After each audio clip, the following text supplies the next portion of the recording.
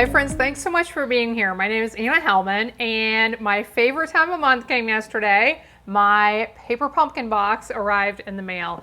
I want to show you what came in this month's kit, and I have tons of ideas for what you can do with your kit if you want to do something different than what is shown in the kit instructions. Let's take a look at it.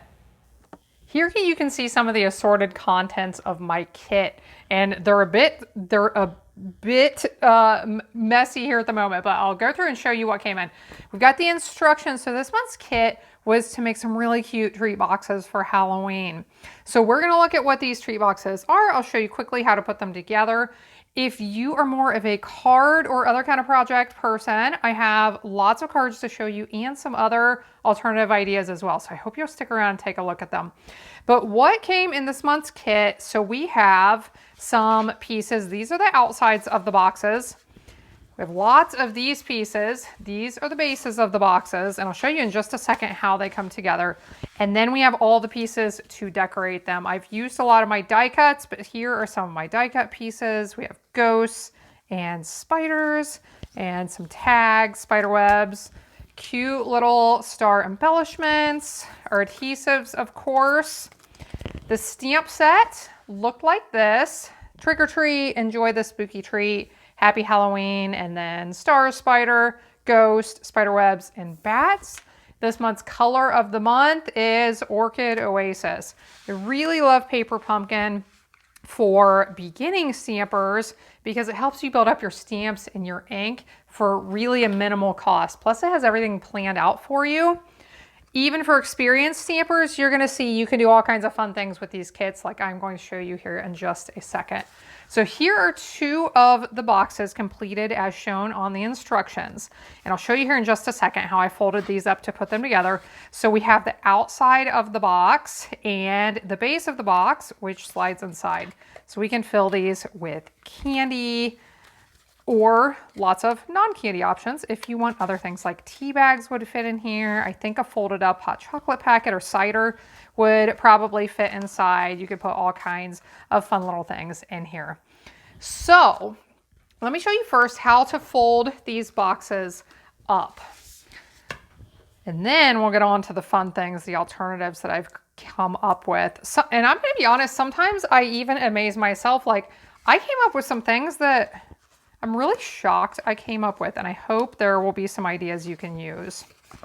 So what I did with these first is fold on the score lines that were on the boxes. They're a little bit difficult to see on this pattern piece, but on the white and the freesia colored ones are a little bit easier. Now I put my adhesive down here on this very last flap as close to that score line as possible. I'm going to fold this over, and it doesn't matter if you fold over one flap or two, but the easiest way to get these put together correctly is just then to fold this flap back over, lay everything flat, push it together, and we have the outside of our treat box. This piece, I had to look at it for a second to figure out what to do with it. So maybe me helping you here will save you a few seconds in putting these together. Of course, there is always a video you can watch straight from Stampin' Up! On how to put these together. If you use the little QR code, you can go to it really quickly, or you can look up the site. Even in my 30-something years, I did not know what a QR code was until like a year ago. All you have to do is open up your camera, and you don't have to take a picture, just hold your camera up to it, and it will ask you if you want to go to that website. So that's pretty cool. Okay, here's the base of the box. I already folded on all the score lines to loosen everything up. I'm going to fold these 4 little flaps up. I'm going to fold them in. Once they're in, you can fold these side pieces in if you want to, but my preference is to fold this smaller side flap over, then fold the short ends in, and then fold this last long piece in. You want this big piece in last because it covers up all of the other stuff and makes it look nice and neat inside of there. So once that is done, they slide inside and you have a cute little treat box that you can fill with treats. Now, let's look at some of my alternatives, and let's start with I think we'll start with my 3D ones. Here is one, I didn't really do much to it, but I took one of those outside covers of the box. I put some vellum behind the spider web, and I thought this would be a really cool lantern to put a little battery operated tea light inside of. So you could set a few of these around on trick or treat night or in your house to decorate.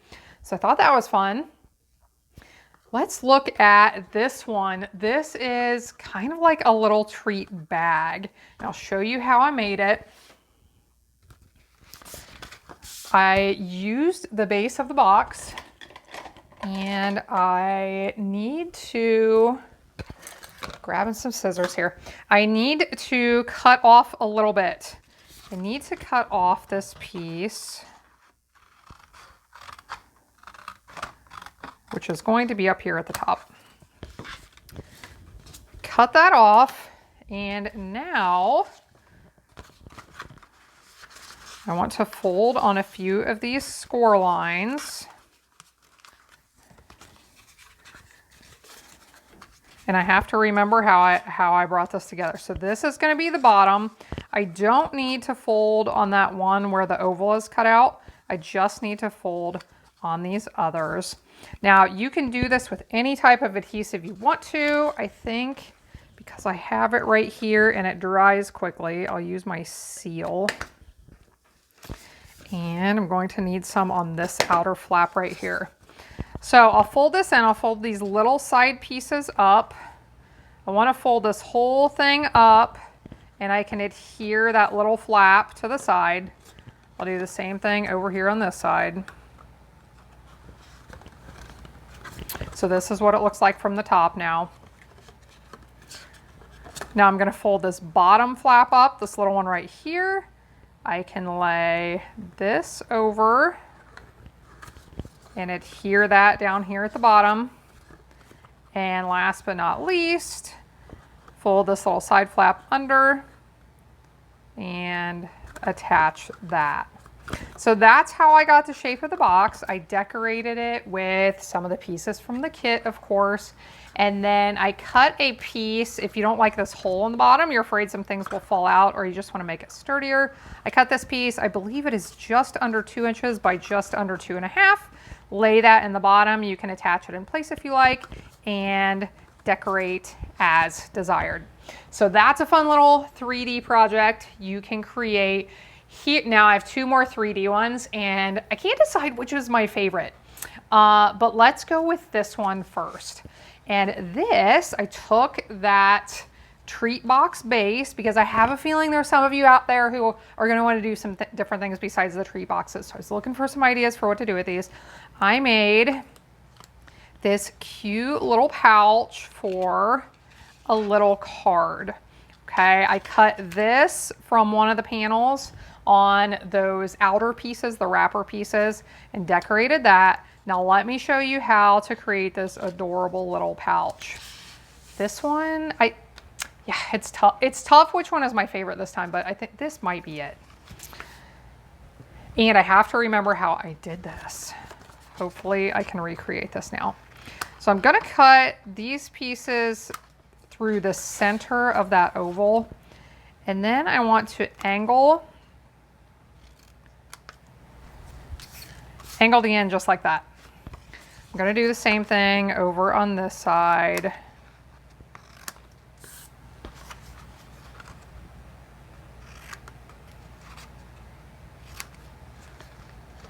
And now that I have those prepared, I believe all I need to do is fold this up.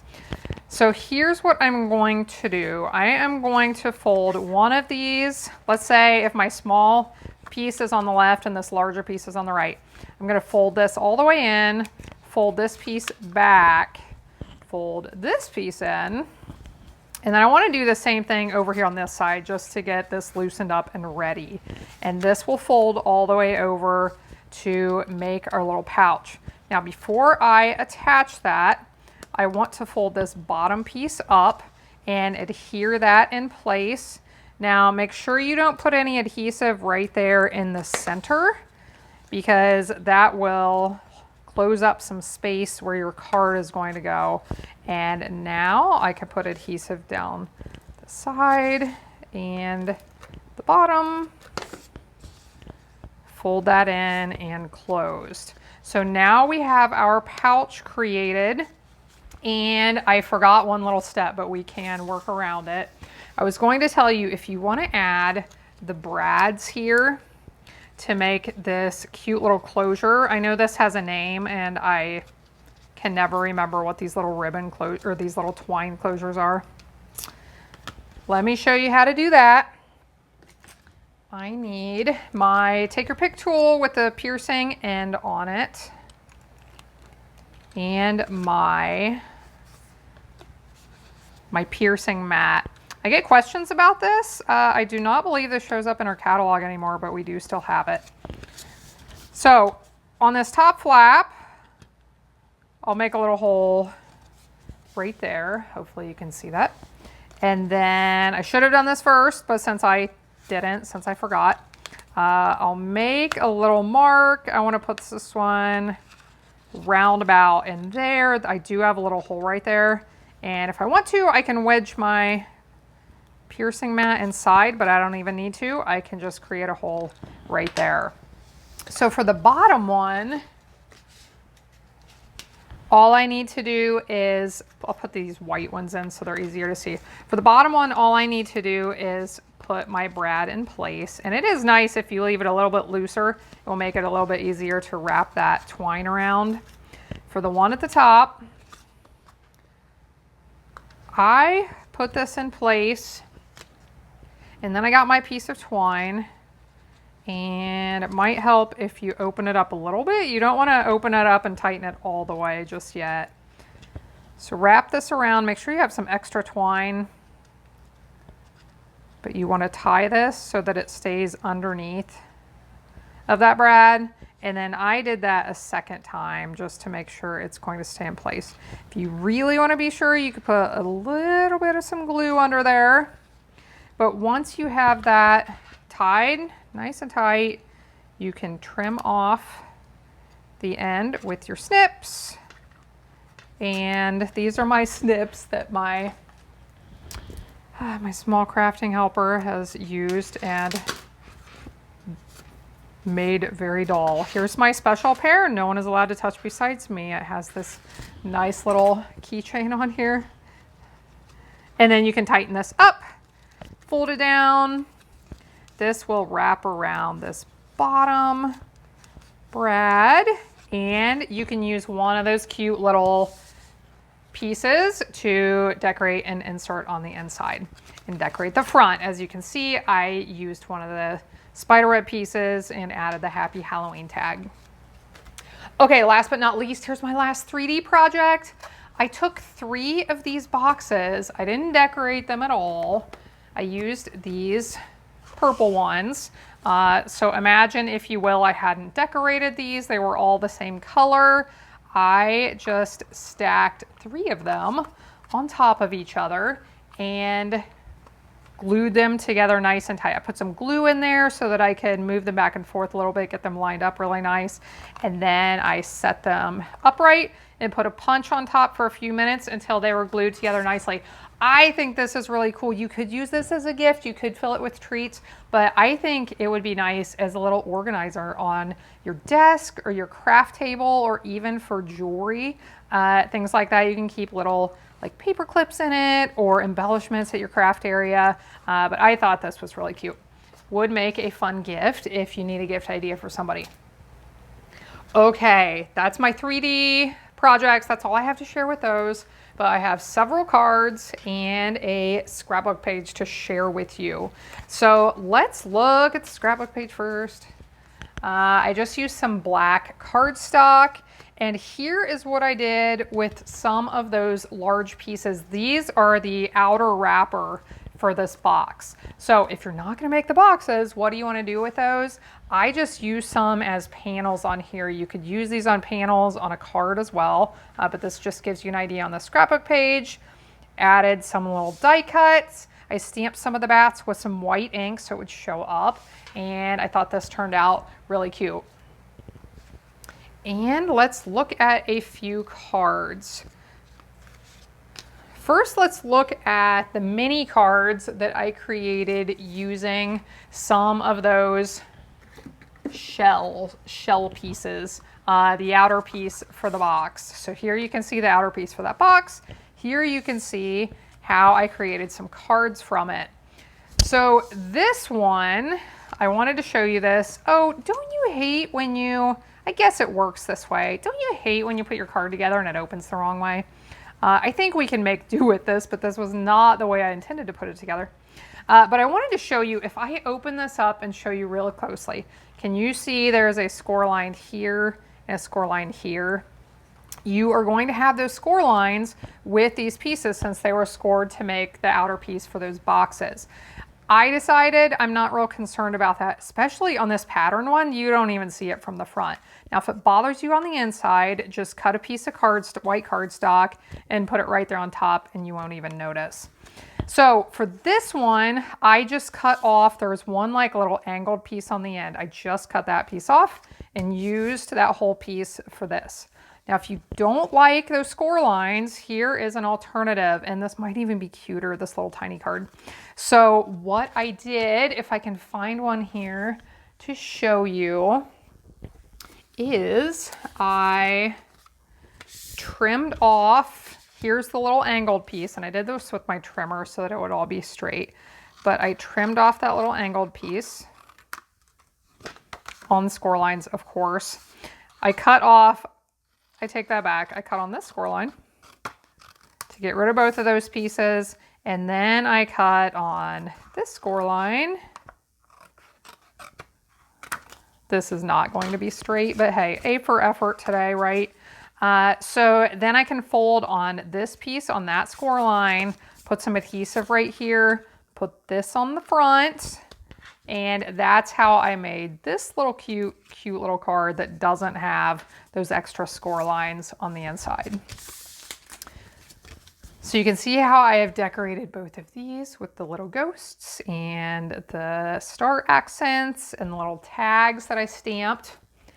And then I wanted to use some of these pieces to make some full-size cards. So with these pieces for the outer part of the box, I took a few of them and I just trimmed on all of those score lines, all of them. So I had, let's see, 5 different pieces here. Now this angled piece, you could use them as they are if you want. I decided to cut the ends right here just so they would be square at the edges like the rest of the pieces. And then this is some of what I created with some of those narrower pieces. I created this card right here, put those at an angle and added a few pieces on top. Hold it up a little bit closer so you can see. If you ever want to see photos of my projects up close, use the link in the video description below. It'll take you to my website and you can see them up close and still, so they're not moving at the time. And then this piece, and this piece were the larger pieces from those box panels. I stamped them with the ghosts and the bats and added the little die cuts and embellishments. And same thing, this spiderweb piece and then the piece behind it were both box panels. And I put them on this card with the decorations. So I'm hoping this gives you lots of inspiration for ways to use this month's project. If you are interested in subscribing to Paper Pumpkin, it's really fun program. It's really nice to get happy mail. I'm sure you agree. When you get something fun in the mail, it's just really exciting because, gosh, bills get old, don't they? So it comes once a month and it costs $23, which is a really great deal for everything that you get. That includes the shipping, your stamps, your ink, those things that you can add to your collection, and lots of pieces and parts that you can use any way you choose. I always share alternative ideas so that if you don't love whatever the kit is for, hopefully you can find some alternative ideas that you do love. So if you're interested in subscribing, I'll put a link in the video description below where you can take a look at more information and sign up if you're interested. Thanks so much for visiting. I hope you have a blessed day, and I hope you'll be back again next time when I'll be here helping you to hand make with love.